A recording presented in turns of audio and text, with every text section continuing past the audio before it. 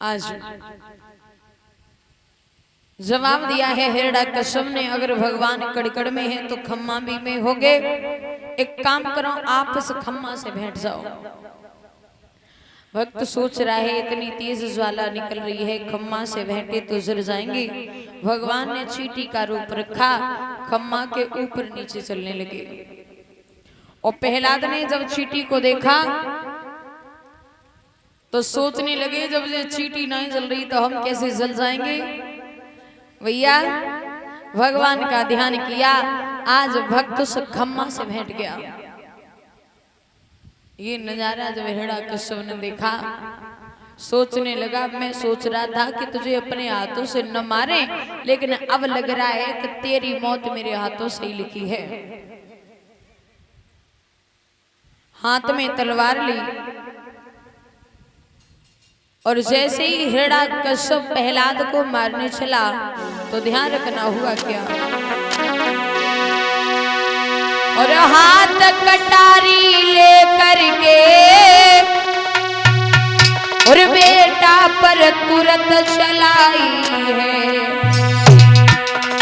तब खम्मा फाड़ो ईश्वर ने और कनकल की परछाई है।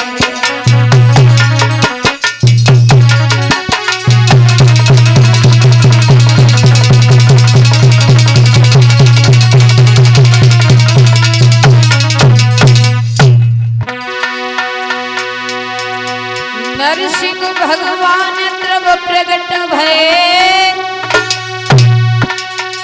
और लई तुरत ही थाम कलाई है।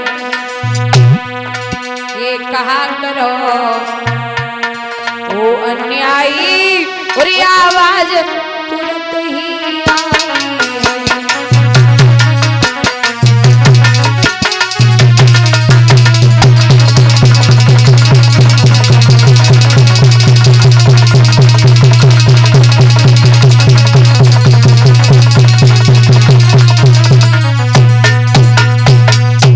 ध्यान रखना भैया, आज खम्मा को फाड़ करके नरसिंह भगवान का अवतार हुआ। बोल नरसिंह भगवान की। हिरण्यकश्यप का हाथ पकड़ लिया, बोले रुक जाओ, क्या कर रहे हो। भगवान का जब स्वरूप देखा हिरण्यकश्यप हंसने लगा, बोले तुम्हारी औकात नहीं है जो तुम हमें मार लो। क्यों? क्योंकि मैंने इतने वरदान पहले मांग रखे हैं। क्या? बोले पहला वरदान ये है, न हम भीतर मरे न बाहर। भगवान बोले ध्यान से देखो, न तुम भीतर हो न बाहर हो, बीचों बीच देहरी पे रखे हो। दूसरा वरदान, न दिन में मरे न रात में। भगवान बोले न दिन है न रात है, संध्या होने को चली है। तीसरा वरदान, न नर से मरे न नारी से। भगवान बोले ध्यान से देखो, न हम नर हैं न नारी हैं। चौथा वरदान, न हम ऊपर मरे न नीचे। भगवान बोले न ऊपर हो न नीचे हो, बीचों बीच में लटके हो। पांचवा वरदान ये है, न हम तलवार से मरे न हथियार से। भगवान बोले न तलवार से मारेंगे न हथियार से मारेंगे, जो मेरे लंबे लंबे नाखून हैं इनसे ही पेट फाड़ेंगे।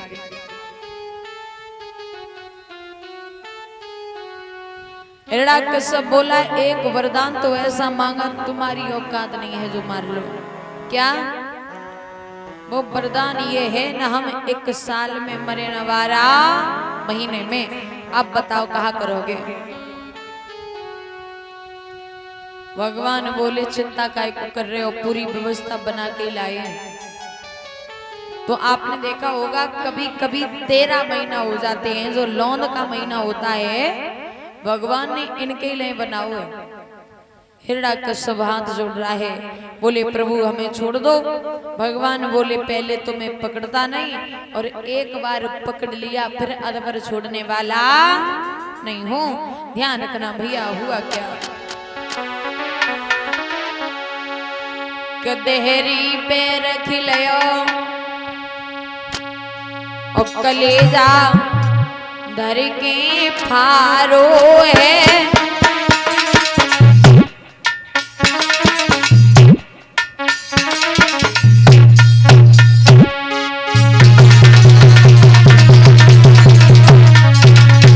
ओ भैया अब हाय हाय चिल्लाए प्रभु ने राक्षस मारो है। अब हाय हाय चिल्लाए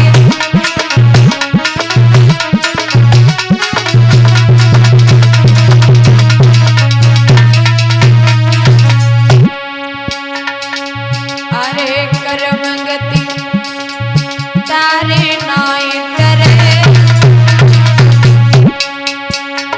जो कछु कर्मन में लिखी ललावे मेटे नाय मिटे।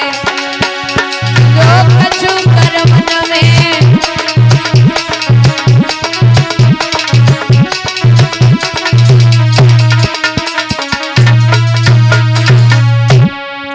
अरे हरि हर बोलो मेरे भैया लेवे को हरि नाम नहावे को गंगा मैया।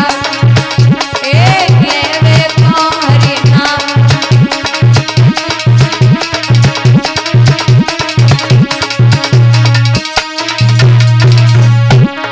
लेवे को हरि नाम नहावे को गंगा मैया।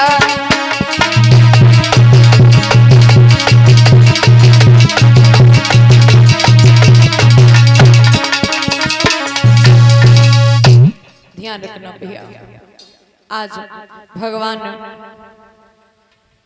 उस राक्षस का उद्धार करते हैं। हिरण्याकश्यप को मारा तो ध्यान रखना भैया, हिरण्याकश्यप के पुत्र हुए प्रहलाद और प्रहलाद के पुत्र हुए महाराज बहरोचन और बहरोचन के पुत्र हुए राजा बलि। ये जो राजा बलि हैं ये अपने पिता के गर्भ से पैदा हैं, पिता की बलि लेकर के पैदा हुए, इसलिए इनका नाम बलि रखा।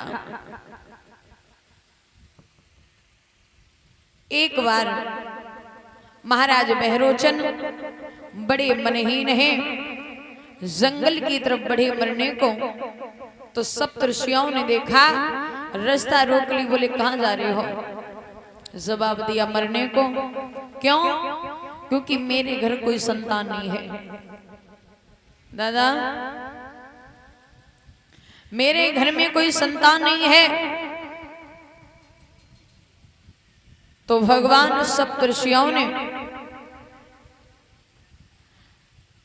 महाराज बहरोचन को फल दिया और कहा जाओ जाकर के ये फल अपनी पत्नी को खिला देना, बहुत सुंदर बेटा होगा। फल लेकर के चले।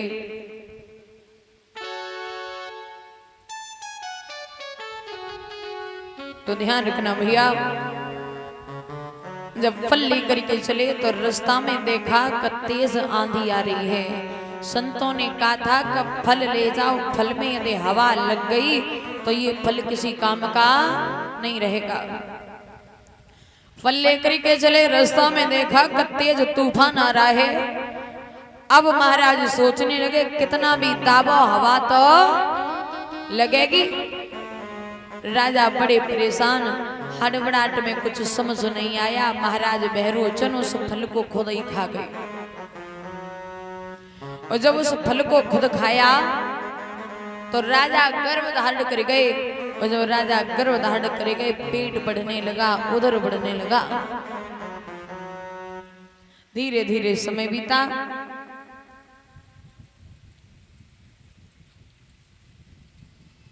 नौ महीना बीतने पर महाराज बहरोचन की मृत्यु हो गई।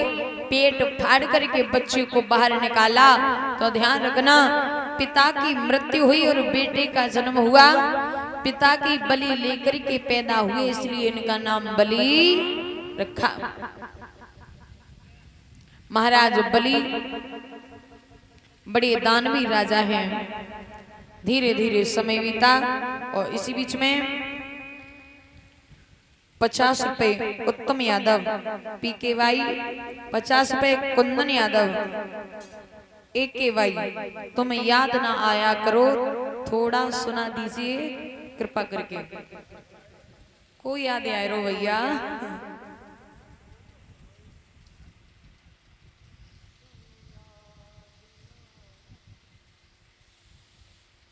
हमें तो ये लग रही कि सभी गम के मारे हैं।